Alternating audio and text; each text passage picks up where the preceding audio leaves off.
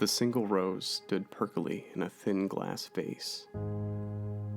A few inches of water filled the bottom of the container, giving the rose a constant drink to slow its demise.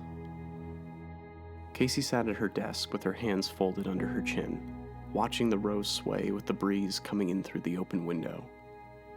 The first petal broke away and drifted lazily to rest on the wood.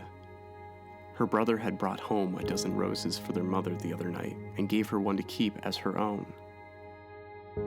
He knew Casey liked to dry flowers and create arrangements with their skeletons, but she didn't feel the urge to with this one. She churned and reached for her orange bottle of antidepressants, unscrewed the cap, and shook 2 white pills into the palm of her hand. She looked at the pills and wondered if they were actually making a difference. She didn't feel any different.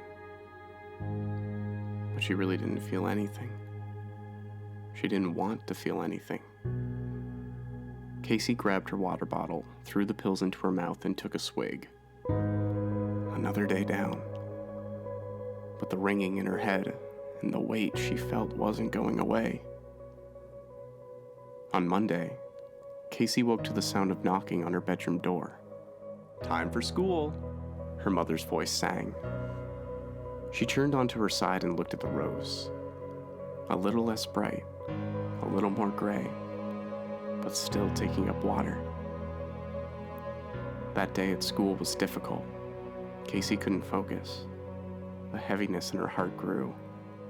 The fog in her brain had thickened, and the ringing had grown louder. She wondered how her rose was doing. When she got home, she headed straight for her room.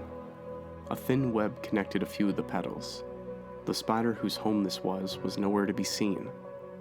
A couple more petals had detached themselves, but Casey didn't bother brushing them aside. She felt there was something poetic about the scene.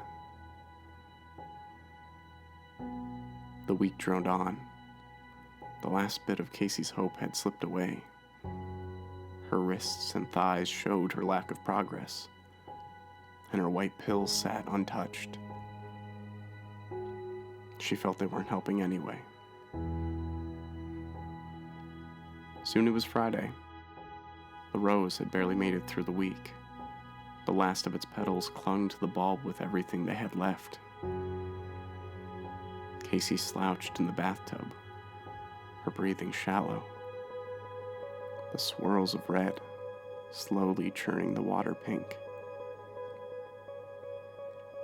She closed her eyes, and for a moment, she felt okay. The headaches were subsiding. The weight was being lifted. Her mother knocked on the bathroom door and waited for a reply. Nothing would have prepared her for what she was soon to find. A single petal dangled from what was once a beautiful rose. A gust pushed its way into the bedroom, through the cracked window, and the petal broke free. Casey's sigh of relief mixed with her mother's sobs, and the ringing in her head finally stopped.